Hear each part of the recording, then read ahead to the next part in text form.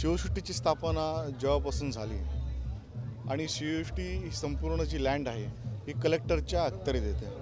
आणि कलेक्टरने संपूर्णपणे गृहनिर्माण संस्थांना विविध प्लॉट्स इथे वितरित केलेले आहेत आणि साधारणतः 36 वर्षापूर्वी जे नियम होते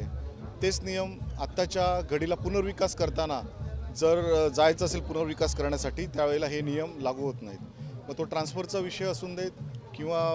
विविध जे नियम आहेत 20 वर्षाच्या ह्याचा कायमस्वरूपी ह्याचा विषय असून देत किंवा SC रिझर्वेशनचा विषय असून देत, या सर्व विषयामुळे त्यांच्या संपूर्ण कलेक्टर लँडवरील गृहनिर्माण संस्थांचा पुनर्विकास थांबलेला आहे आणि साधारणतः मी निवडून आल्यापासून आणि आमदार झाल्यापासून ह्या विषयावर सातत्याने आवाज उठवत आहे आणि त्या आवाजामुळेच हे साधारणतः 2-3 महिन्यापूर्वी नवीन GR निघाला आणि त्यामध्ये 2 नवीन नियम ह्या GRमध्ये लागू केले गेले आणि त्याच्यामध्ये ट्रान्सफरचा जो विषय आहे आणि 20 वर्षाचा तो विषय दोन्ही ह्या GRमुळे स्थगित केलेले आहेत आणि नक्कीच त्याच्यामुळे पुनर्विकासासाठी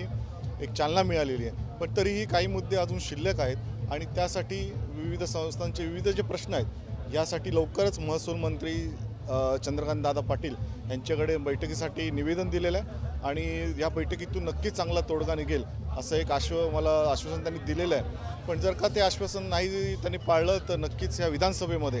या कलेक्टर लँड संदर्भात आवाज उचवल्याशिवाय राहणार नाही आणि या गृहनिर्माण संस्थांचा विषय आपण लवकरात लवकर निकाली काढा, कारण संपूर्णपणे आज या ज्या वसाहती आहेत या वसाहती मोडकळीस आलेल्या आहेत। महापालिकेकडनं डिलॅपिडेटेड कंडिशन म्हणून त्यांना नोटीस आलेल्या आहेत, त्याच्यामुळे ताबडतोबीने हा विषय आपण हातात घेऊन हा सोडवावा अशी माझी मागणी सरकारकडे आहे।